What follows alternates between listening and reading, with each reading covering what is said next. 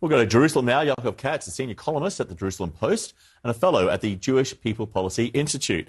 It's been a while. It's good to see you, Yaakov. Thank you, John.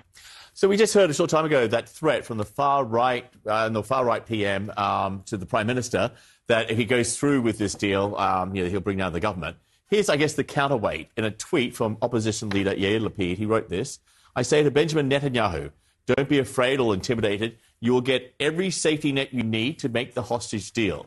This is more important than any disagreement we've ever had." Obviously, there's been some negotiations and a lot of stuff going on behind the scenes. Is that support from Lapid? Is that enough to get the deal approved? But what about Netanyahu's political future? What happens to him? Well, that's a lot to unpack because, John, if Ben-Gvir pulls out, Netanyahu still has the votes within his coalition that can survive and continue to function. The big problem will be in the cabinet.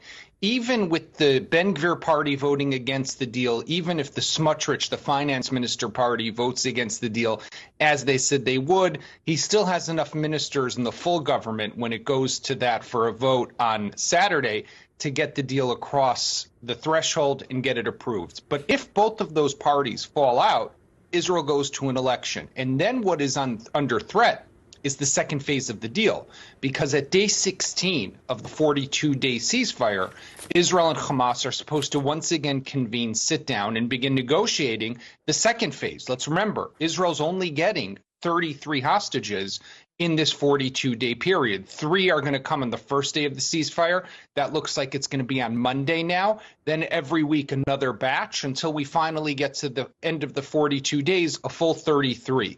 But there's still about 65 who are being held in Gaza. If there's no government in place, they can't negotiate that deal. And that's where Yair Lapid's offer is coming in on the table. It's saying to Netanyahu, we will come into the government, essentially. We will make sure that you stay on as prime minister, even though we have great differences, so we can finalize the complete release of all the hostages. And after that, then all is fair in politics.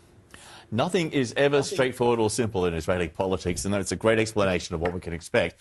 I want you to listen to U.S. National Security spokesperson John Kirby on the status of the deal. Here he is. All the parameters have been agreed to.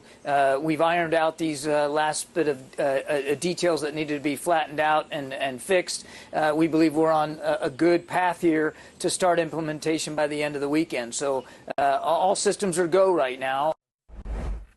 He's talking about phase 1 and phase 1 only, right? Phase 2, as you said, it's still up for grabs. There's no agreement there.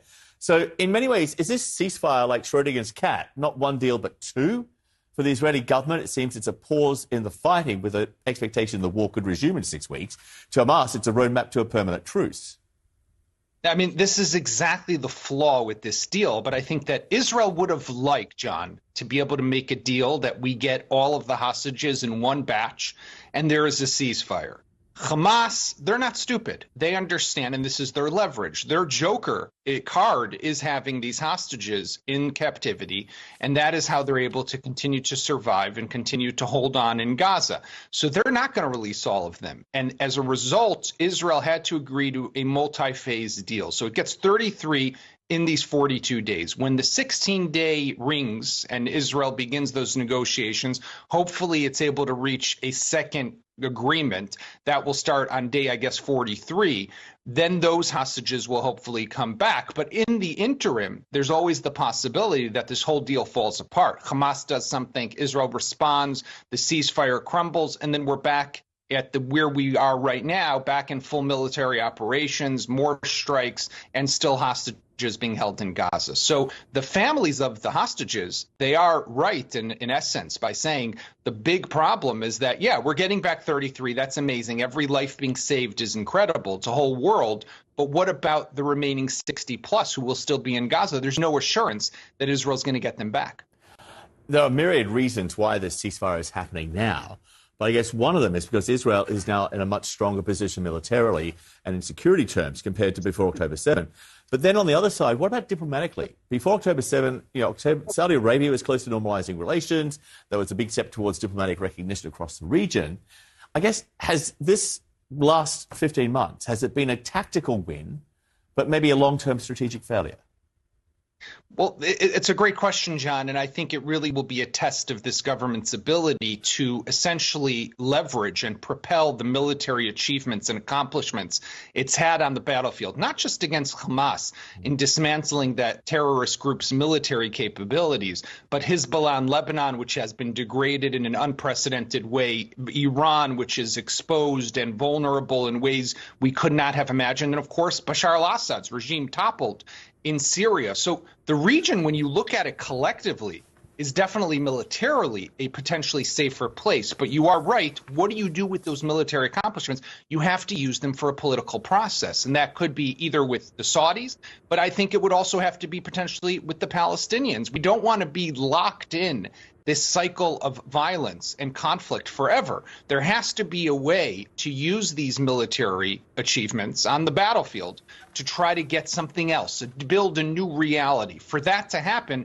we're now in this famous day after stage. We've spoken for the last 15 months about what does the day after in Gaza look like? Who controls it? Who governs it? Who rebuilds it? And who does Israel work with? Well, that's coming right now with the ceasefire. And that's still something of a mystery. What is going to happen and who's going to be Israel's potential partner and the world's partner on the other side? Yeah, the ceasefire means that the war may be over, but the conflict is not. That keeps going, and that is something which is yet to be worked out. Yaakov Katz in Jerusalem, thank you, sir. It's good to see you. Thank you, John.